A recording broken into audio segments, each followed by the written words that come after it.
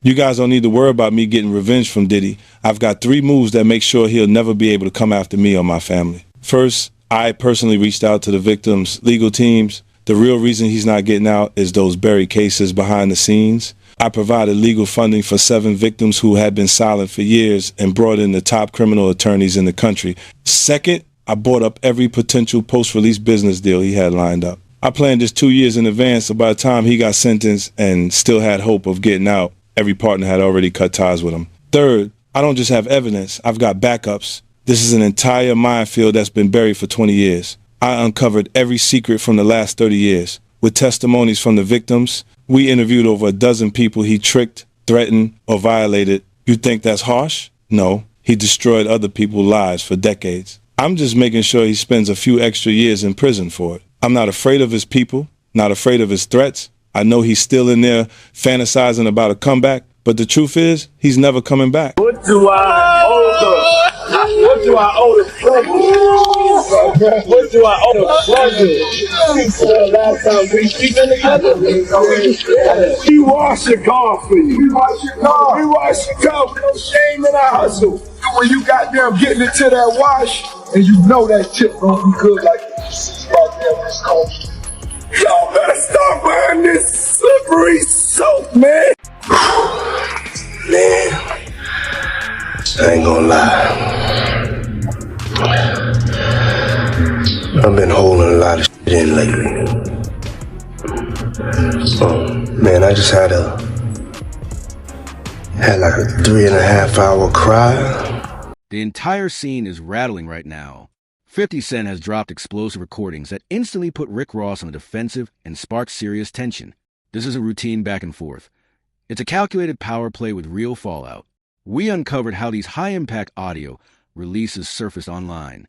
And once you hear what they contain, it's clear why the pressure on Ross escalated overnight. This wasn't just a bold move from 50. It was a complete shift in tactics. The momentum has changed.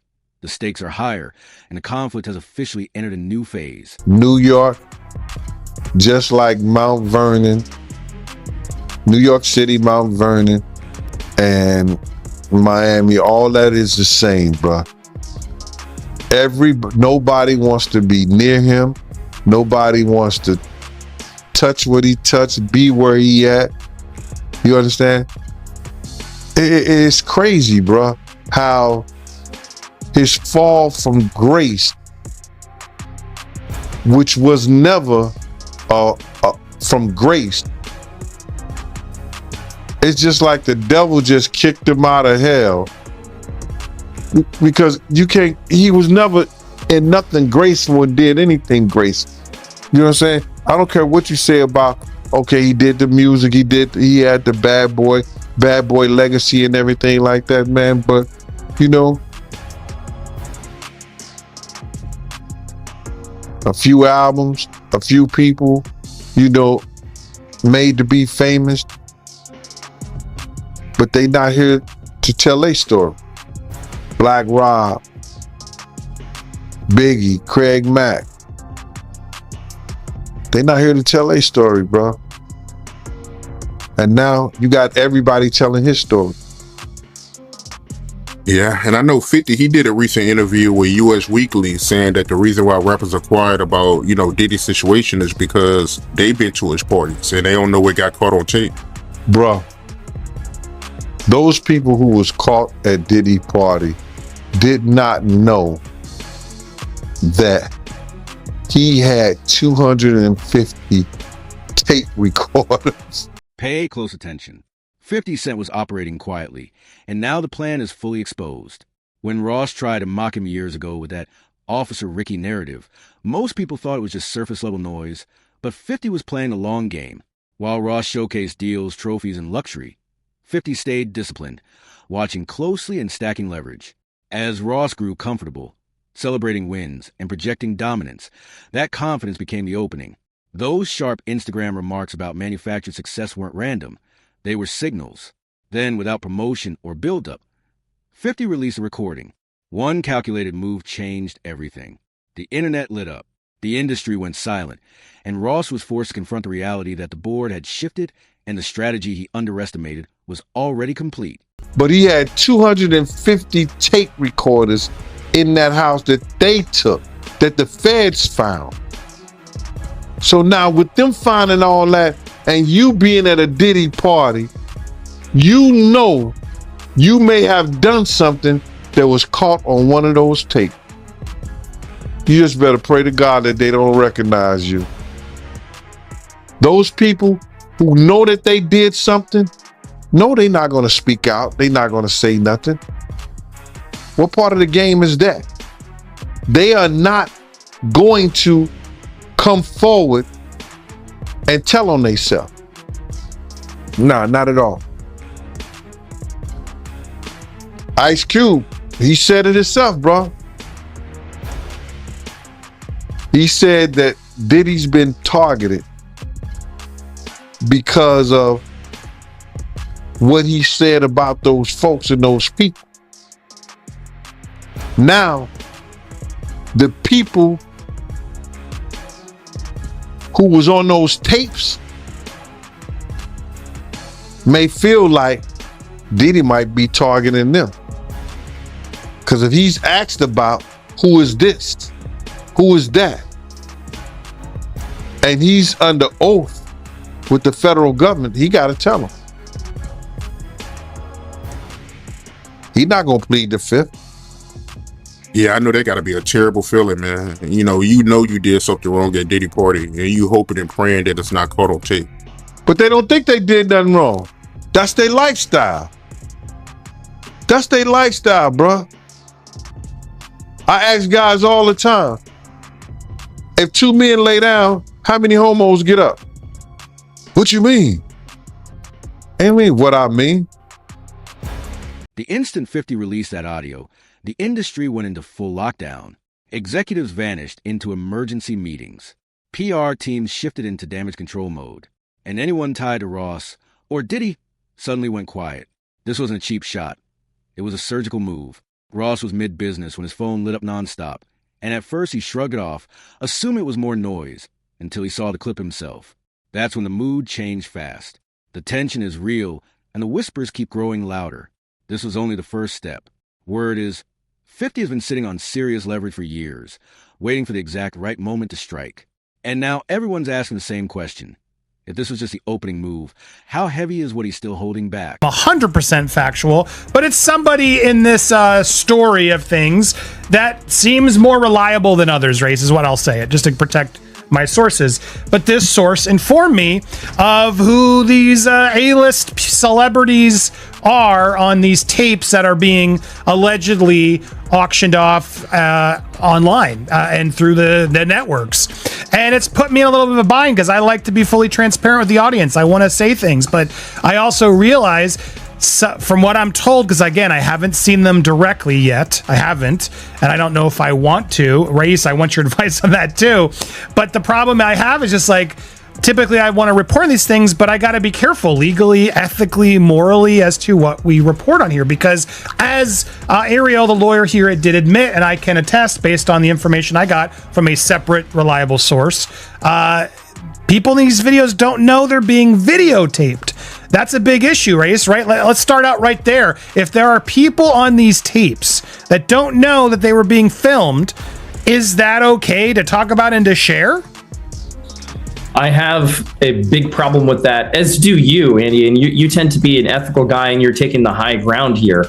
Notwithstanding the fact that you may have some significant information and reliable information, but the reality is that, look, I mean, if people were recorded non-consensually and you are the one to identify them, I think that's a problem, right? And I think anytime anyone has content, right, this is not an email, this is not a text message, this is video.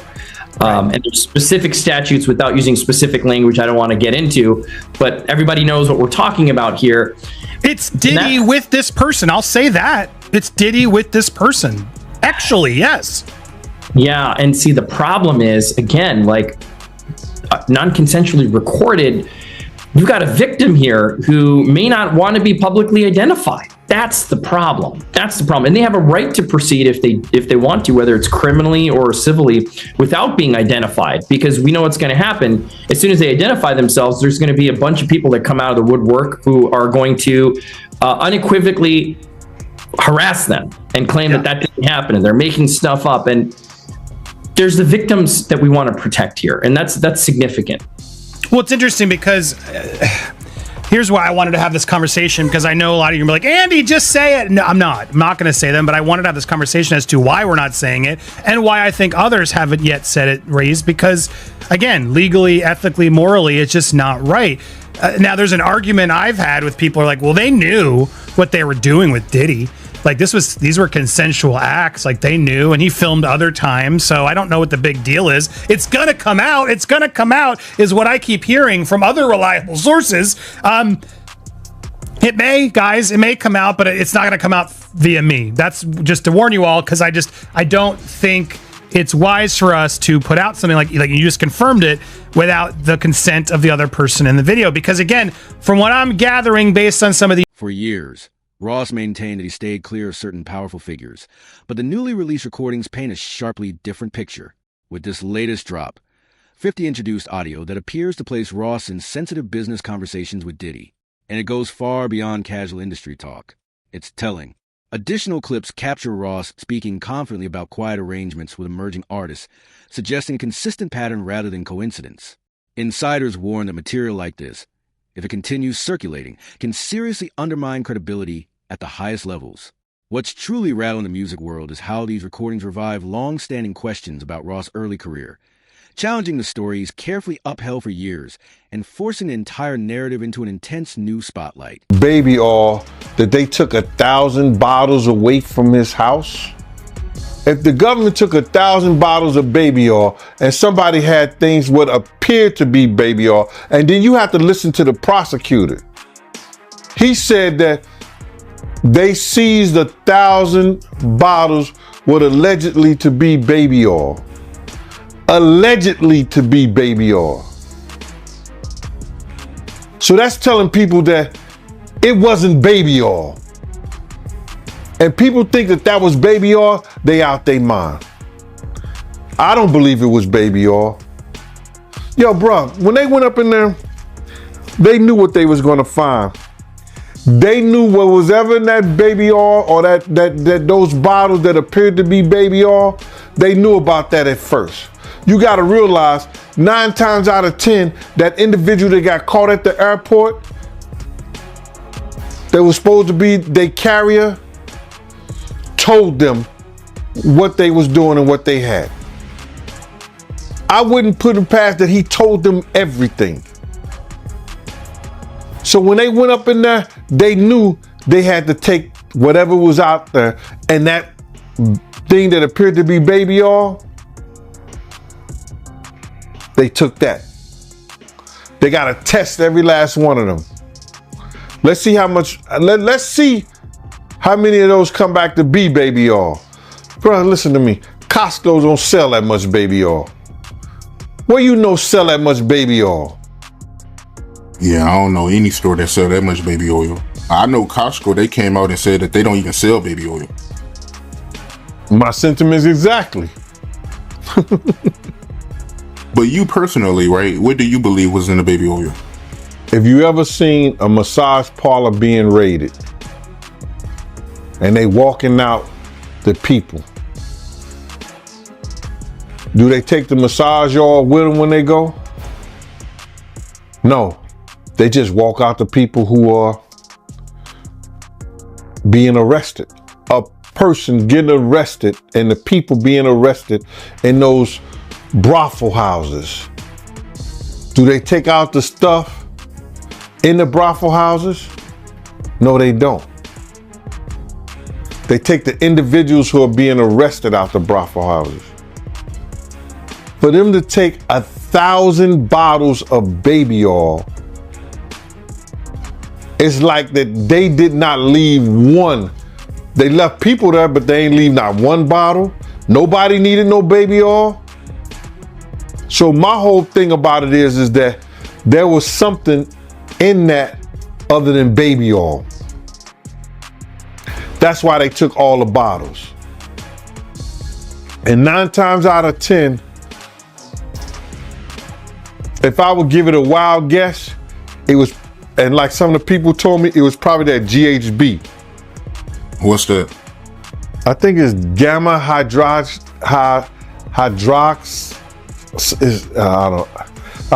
I looked it up, bro. Let me see if I can find it. I know this is just showing everything like that, but oh no. Let me. Yo, somebody tap dance or sing or do something, you know what I'm saying, while I'm doing this. Oh, here it go right here. It's gamma hydroxy butyric.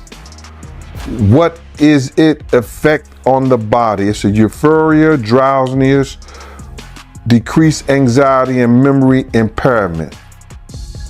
It works on the nervous system and gives you this feeling of euphoria. So they take that and rub it on her and you forget who you are, what you're doing. It can also give you memory loss, drowsiness, and that's under the DEA, the Drug Enforcement Administration.gov. The industry is on edge, with insiders calling these recordings a front row view of a reputation under extreme strain. Ross' inner circle rushed into emergency planning, uneasy over the possibility that 50 still has more ready to surface. With Ross pursuing high-stakes ventures and Diddy already navigating intense scrutiny, the timing couldn't be more volatile. These releases do more than generate headlines. They put brands, alliances, and years of groundwork at risk. Each attempt to downplay the situation only seems to invite another reveal, tightening the pressure. The second Ross saw what 50 shared, the narrative shifted instantly, turning a difficult moment into a full-scale crisis. Activities together is what this is. And again, that's a potentially outing of somebody as well. You know what I mean? There's so many things here that happen in releasing of this private consensual moment that while salaciously everybody wants to know, and people are messaging me all the time, Andy, who's waiting? And it's like, I'm not gonna say, because there seem to be way too many things that these people in the tapes, whether consensual, whether they, whatever, didn't agree to put out there. And I would think that's a legal issue too for anybody who puts these out first, no? Yeah, you nailed it. You can't without the consent of the victim. That's the problem. Somebody thinks that somebody has no idea, right? You said, well, didn't they know they're being recorded? No. I mean, in these situations, the assumption is they did not know. And that's what we believe right now is the victims did not know that they were being recorded.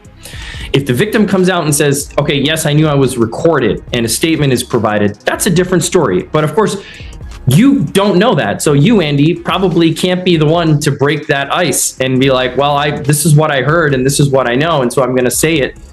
And there's all kinds of hairy legal issues on that, right? With privacy and intrusion on seclusion is what we call it. It's a privacy violation.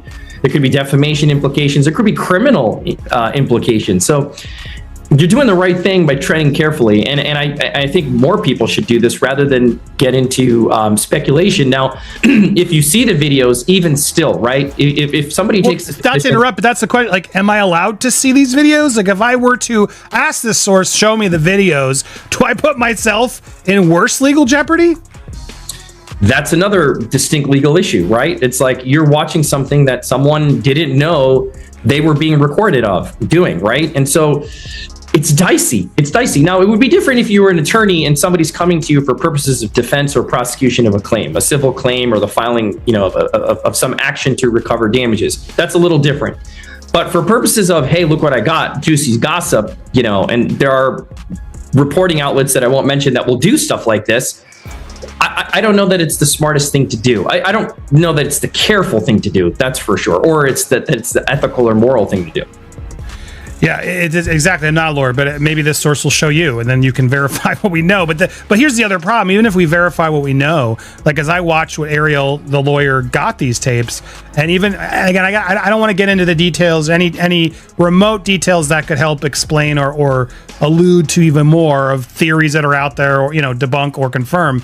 But I will say, hearing what I heard, which again isn't confirmation, but hearing what I heard, it makes me dislike what Ariel's doing even more, because I think there are going to be people out there, if this information does get out in some way, that are going to deny that these people are victims, that they're going to try to say, oh no, they're just consensually thing and they were hiding this affair and yada, yada, yada. And I don't see it that way personally. I mean, and granted, I haven't seen or know, like, this isn't somebody involved from what I've gathered in these tapes of them, doing it to others in a way, criminally, like we've heard in some of these suits. This is just, it almost feels like, again, if it's real, like blackmail material that Diddy keeps to sort of hold over these people's heads.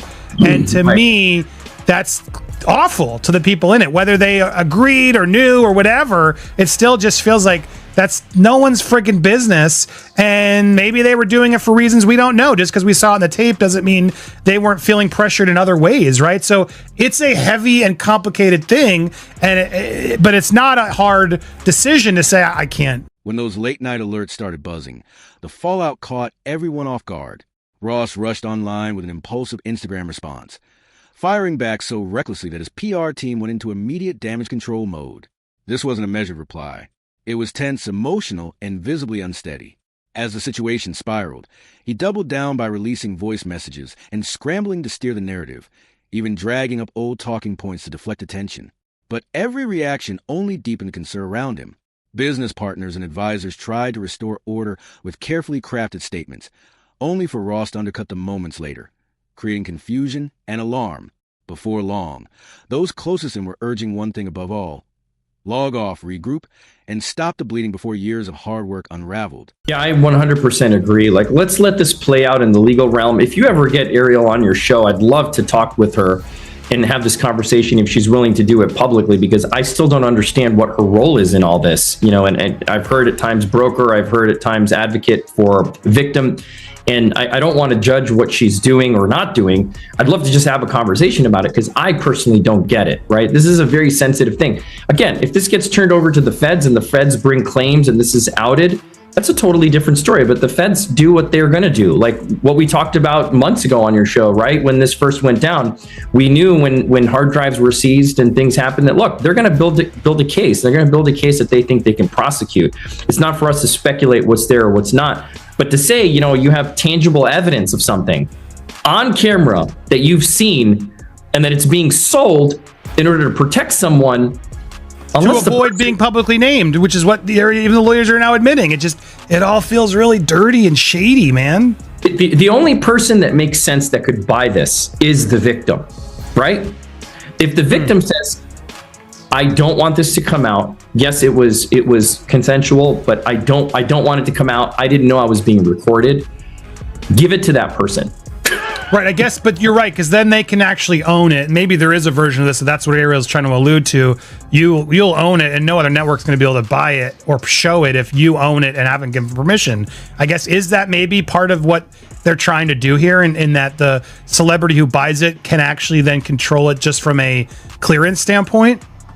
Yeah, it still raises some legal concerns, right? Because let me say it this way. If this was a transaction, if this is a business transaction wherein the victim is then acquiring the exclusive rights to this tape or tapes, and that the person who recorded it is avowing that they will not use it, I don't know where that leaves P. Diddy and the feds, right? But they have an independent right to bring this stuff to light if it gets prosecuted. But my point is, if you're transferring legal rights of this consensual or non-consensually recorded tape to the victim, I think that's a better position to be in. But then the question is this person even in a position to be able to buy the tape, right? Are they a high-level celebrity?